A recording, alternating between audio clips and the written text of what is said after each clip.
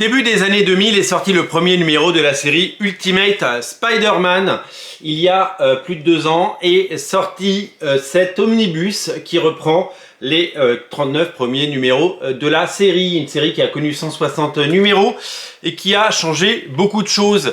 Le but éditorial et commercial de cette série était de proposer une version modernisée, récente et lisible de Spider-Man à une nouvelle génération de lecteurs qui peut-être n'auraient pas été emballés par les dessins de Steve Ditko qui avaient vieilli. Ils sont cultes, ils sont géniaux, mais ils n'étaient plus au goût du jour avec évidemment un monde de la BD qui est toujours en mouvement avec des nouveaux artistes, avec des influences qui viennent de l'étranger et ailleurs. Et c'est vrai que ça a été un véritable phénomène, si bien que quelques mois plus tard, Ultimate X-Men a été lancé sur le même principe, modernisé, dépoussiéré et proposer un point de départ pour les nouveaux lecteurs. Puisque depuis que Chris Claremont a quitté les X-Men, lui qui avait porté les X-Men au sommet, eh bien les X-Men n'arrivaient pas à séduire et malgré le retour de Claremont, malgré l'arrivée de certains scénaristes, de soft reboot, de soft relaunch qu'on avait pu voir, eh bien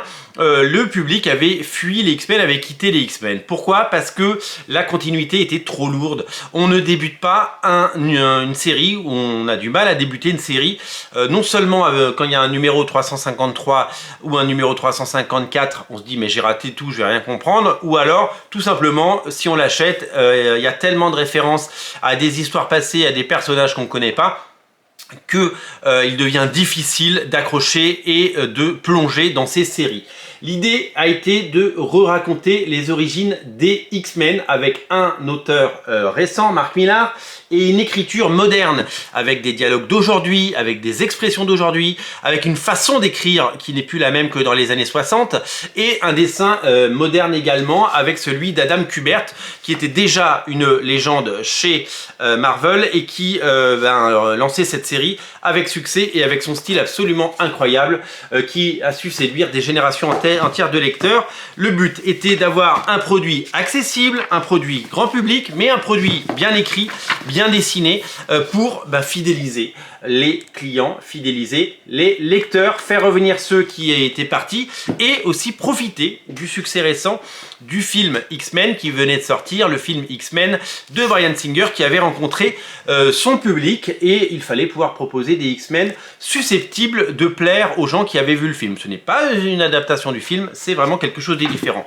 Le but également, il était on l'a dit, moderniser les X-Men parce que les premiers numéros des X-Men qu'on trouve dans cet omnibus en version originale, eh bien ils sont cultes évidemment, on se régale de voir le génie de Stan et Jack, de Stan Lee et Jack Kirby, ils ont tout créé, c'est eux qui sont à l'origine des X-Men, de Magneto, de Charles Xavier, et c'est eux qui ont forgé la légende, mais c'est vrai qu'on peut aussi admettre que même si aujourd'hui on adore Jack Kirby et qu'il a fait un travail fabuleux, ça ne parle pas aux générations d'aujourd'hui qui a l'habitude d'avoir des couleurs différentes, un style de narration différent, des dessins différents.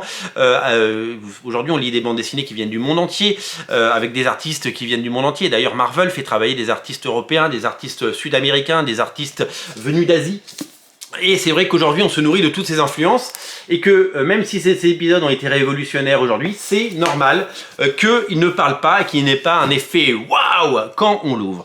D'où la légitimité de faire ça. Et je trouve et je pense que sortir Ultimate Spider-Man et sortir Ultimate X-Men a été la meilleure idée de Marvel au début des années 2000.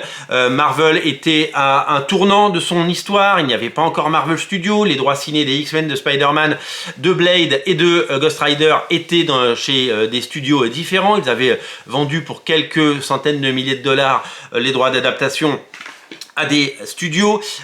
Ils ont failli entré en banqueroute plusieurs fois, ils ont failli disparaître plusieurs fois, Marvel, parce que il n'y avait pas Disney derrière, c'était une société indépendante qui était rattachée à une société de jouets, qui a été revendue, qui a été malmenée un petit peu, et puis surtout il y avait le réveil après le boom du début des années 90 où Marvel avait connu des millions de ventes avec Spider-Man numéro 1, X-Force numéro 1 ou encore X-Men numéro 1, et puis l'arrivée d'Image Comics qui avait tout changé, et puis la chute à partir des années du milieu des années 90. Il fallait se réinventer, il fallait proposer des choses. Et d'ailleurs, ce récit qui pourtant a 20 ans aujourd'hui est toujours quant à lui hyper moderne. C'est ça qui est absolument incroyable, c'est-à-dire que on aurait pu penser que ça allait être daté et que ça allait être oublié et que ça allait être has-been, mais non, quand on relit aujourd'hui les Ultimate X-Men, et on se rend compte à quel point c'est quelque chose de moderne et fabuleux et d'absolument intelligible pour tous les lecteurs que nous sommes, et les lecteurs exigeants de comics, soucieux d'avoir des bandes dessinées de qualité, bien dessinées, bien mis en page, avec un projet. C'est-à-dire que c'est pas juste tiens on fait des épisodes à la suite, on essaie de réinventer tant bien que mal. Non, c'est pensé, c'est écrit, c'est réfléchi, c'est destiné à un public, c'est fait pour faire un succès, c'est fait pour répondre à la fois au code des X-Men qu'on connaît, mais aussi les faire entrer dans le nouveau millénaire. Et d'ailleurs, je m'étonne toujours de voir que depuis ce succès, depuis le succès d'Ultimate X-Men et Spider-Man, 20 ans après, Marvel n'a toujours pas eu l'idée de refaire la même chose. Parce que des reboots des X-Men avec des auteurs Brian Michael Bendis, Grant Morrison, Joss Whedon, Jonathan Hickman, il y en a eu depuis, mais à chaque fois, ça parle aux gens qui lisent déjà les X-Men, aux nostalgiques des X-Men. Quand Whedon fait son run, ça parle clairement à ceux qui ont aimé Claremont, c'est pour flatter l'ego. Quand Bendis refait ses X-Men, c'est pour flatter ceux qui ont aimé les premiers X-Men. Ça va à chaque fois séduire les lecteurs qu'on a déjà, les lecteurs qui lisent déjà, qui peut-être se sont égarés du troupeau, mais qui reviennent toujours, parce que les X-Men, on y revient toujours. Donc, pourquoi ne pas un jour essayer de retrouver cette folie et cette créativité et cette imagination en créant non pas un nouveau Ultimate X-Men, mais une série qui s'appellerait, je ne sais pas, les X-Men quelque chose. Il faut trouver un nom, c'est pas à moi de faire ça, je suis pas payé par Marvel, mais... D'ailleurs, je suis même pas sûr que Marvel regarde mes émissions. Blague à part, pourquoi ne pas re-raconter ses origines, mais de façon brillante, de façon intelligente, avec un vrai projet sur plusieurs années, avec des auteurs et avec une ambition. Ultimate Spider-Man a vraiment révolutionné la série parce que un auteur aîné, Brian Michael Bendis, il a vraiment écrit 160 numéros et il a eu le temps de faire quelque chose de lourd, de quelque chose de costaud, quelque chose de absolument génial. Et ils ont fait appel à plusieurs dessinateurs, mais celui qui a le plus dessiné, c'est Mark Bagley, qui a su donner une constance graphique sur l'ensemble du run et qui fait qu'aujourd'hui on a des très très beaux livres en 20 ans après, et ça c'est une bénédiction. Vous avez adoré Ultimate Spider-Man, nous en avons vendu plus de 1200 exemplaires du premier omnibus, c'est taré, c'est quelque chose d'incroyable, il y a eu 3 ou 4 tirages, ça a été un véritable phénomène, ça a rendu possible le phénomène des omnibus en France, 19 omnibus en 2022, déjà 14 omnibus annoncés en 2023, c'est taré, 14 en 3 mois et demi, ça va être un peu taré, ça va être un petit peu fou, si vous voulez mon humble avis, et dans les 14 omnibus, il ne faudra absolument pas rater Ultimate X-Men. Pourquoi il ne faut pas rater Ultimate X-Men? Parce que si vous avez aimé Ultimate Spider-Man, vous allez aimer Ultimate X-Men, puisque ce sont les mêmes ingrédients, même si les histoires sont très différentes. C'est un véritable renouveau, c'est des scénarios brillants, c'est des dialogues ciselés, c'est un plaisir de lecture tout simplement, avec un plaisir retrouvé de lire et découvrir les X-Men.